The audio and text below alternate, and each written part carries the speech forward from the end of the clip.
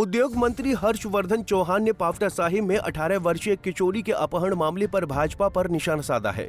उद्योग मंत्री ने भाजपा प्रदेश अध्यक्ष राजीव बिंदल और पूर्व मंत्री सुखराम चौधरी पर संवेदनशील मसले को मुद्दा बनाने और भीड़ को उकसाने के आरोप लगाए हैं। साथ ही उन्होंने भाजपा नेताओं को नसीहत देते हुए कहा कि दो समुदायों में घृणा पैदा कर राजनीतिक रोटियां सेकना ठीक नहीं है।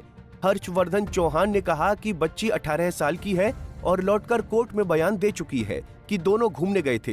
राजनीतिक लोगों को ऐसे संवेदनशील मामलों में सोच समझकर बयानबाजी करनी चाहिए। खास तौर पर अपनी राजनीतिक रोटियां सेकने के लिए दो समुदाय हिंदू मुस्लिम के बीच घृणा फैलाना उचित नहीं है।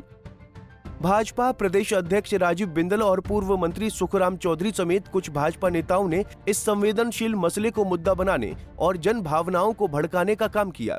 नहीं, देखो, जो ये इशू है सिरमौर का इशू जो है, जिसमें हमारे एक लड़का और लड़की अलग अलग कम्युनिटीज से जो है वो अपने घर से लापता थे और परिवार को भी शंका थी कि भाई वो भाग गए हैं, वो एब्सकॉन्डिंग है या वो उनको किडनैप किया गया या अबडक्ट किया गया। 10 तरह की चर्चाएं जो है वो थी और पेरेंट्स ने थाने में रिपोर्ट दर्ज की और पुलिस उसमें कार्रवाई कर रही थी।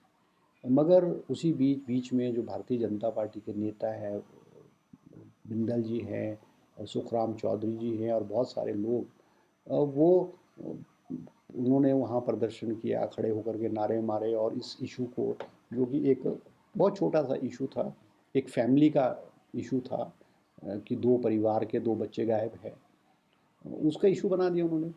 और वहाँ राइटिंग हुई, वहाँ पर धरना प्रदर्शन हुआ, वहाँ पे कुछ लोग डंडे लेकर के आए और पुलिस के साथ क्लैशेस हुई है। पुलिस के भी कुछ जो है वो लोग घायल हैं और हमारे जो नेता हैं, दोनों भारतीय जनता पार्टी के नेता, उन लोगों ने उस भीड़ को उकसाने की कोशिश की है। जबकि मैंने कल भी कहा है कि हमको विशेष करके जो ऐसे इश्यूज़ हैं, सेंसिटिव इश्यूज़ हैं, जहाँ पे दो कम्युनिटी के लोग इन्वॉल्व हैं और आज जैसे कल जो लड़की है वो 18 साल की है, बालिग है, उसने कोर्ट में बयान दिया है कि जिस लड़के के साथ वो गई है वो उसका मित्र है और वो घूमने गए थे और वो लड़की वापस आ गई है।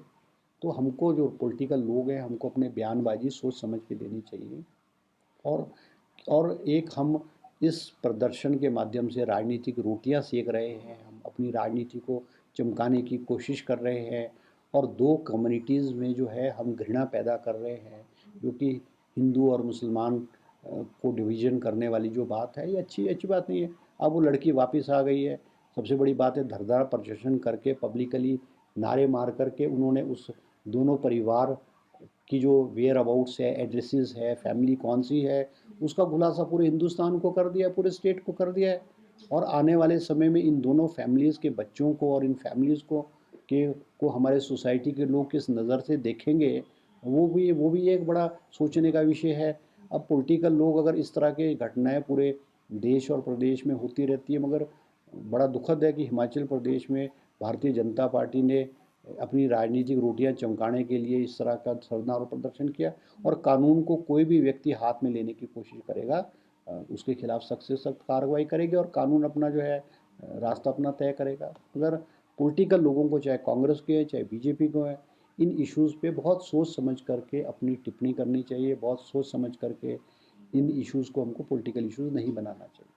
वहीं बल्क ड्रग पार्क को लेकर हर्षवर्धन चौहान ने कहा कि सरकार ने बल्क ड्रग पार्क को विकसित करने के काम में तेजी लाई है। पार्क के लैंड डेवलपमेंट के काम के लिए टेंडर कर दिए गए हैं। साथ ही मूलभूत सुविधाएं उपलब्ध करवाने का काम भी तेजी से हो रहा है, जबकि मेडिकल डिवाइस पार्क बनाने का मसला अभी भी लटका हुआ है। पार्क के लिए केंद्र से 35 करोड़ रुपए मिले थे, जो लौटा दिए गए हैं।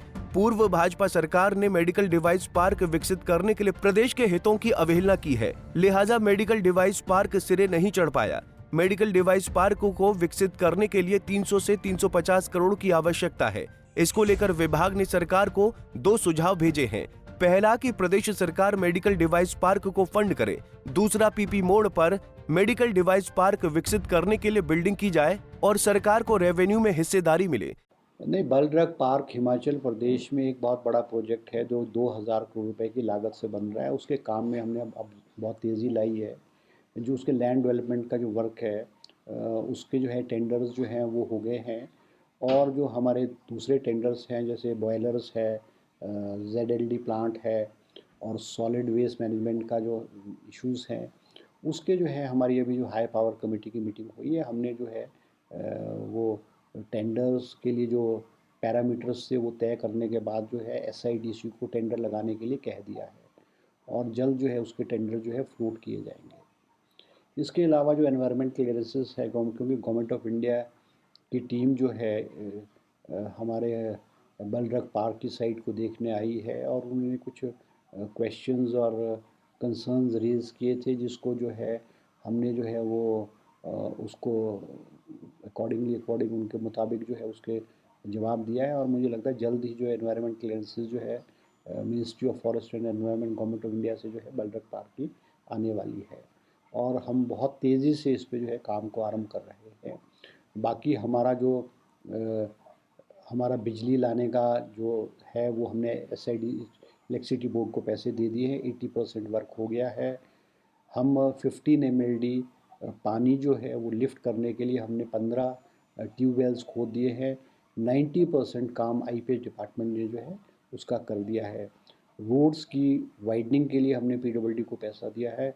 लैंड एक्विजिशन का प्रोसेस जो है वो चल रहा है। डिवाइस पार्क जो है वो हमारा अभी खड़ा है, उसमें हमें गवर्नमेंट ऑफ इंडिया ने 35 करोड़ रुपए दिया था, हमने वो पैसा लौटा दिया है क्योंकि जो कमिटमेंट पिछली पूर्व की सरकार ने मेडिकल डिवाइस पार्क में की थी कि फ्री में लैंड देने की बात की थी, 3 रुपये पर यूनिट बिजली के देने की बात की थी। हमारी सरकार बनने के बाद और मुख्यमंत्री के नेतृत्व में जो मीटिंग हुई है उसमें हमने पाया कि ये जो मेडिकल डिवाइस पार्क है ये हिमाचल प्रदेश के लिए इकोनॉमिकली वायबल प्रोजेक्ट नहीं है। इसमें हमें इन टर्म्स ऑफ बिजली में भी बहुत बड़ा एक ह्यूज अमाउंट कंपनसेट करना पड़ेगा और हमको लैंड इसको मुफ्त में जो देनी पड़ेगी। एक्चुअल लैंड ही की कॉस्ट जो है कम से come round about 400 crore rupees आंकी गई है।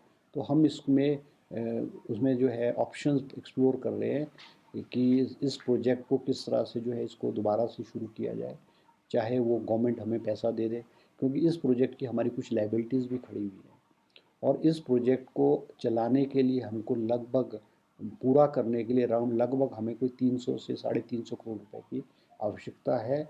मैंने मुख्यमंत्री जी से भी बात की है, मैंने फाइनेंस डिपार्टमेंट को भी लिखा है कि मेडिकल डिवाइस पार्क को शुरू करने के लिए और इसको दोबारा से चलाने के लिए हमको जो है पैसा दिया जाए। इस पार्क में हमारे पास 2 ऑप्शंस हैं। एक ऑप्शंस तो ये है कि स्टेट गवर्नमेंट हमें उसको पूरा फंडिंग करके हमें पैसा हमें दे दे।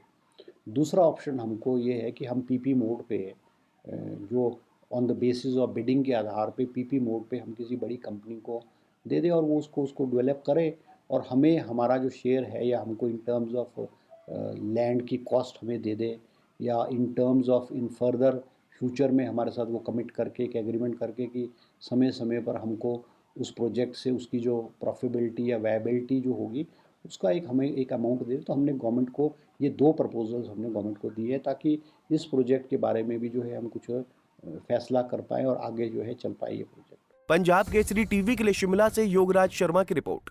हमसे जुड़े रहने के लिए हमारे YouTube चैनल को सब्सक्राइब करें और नई वीडियो की नोटिफिकेशन के लिए बेल आइकॉन को दबाएं।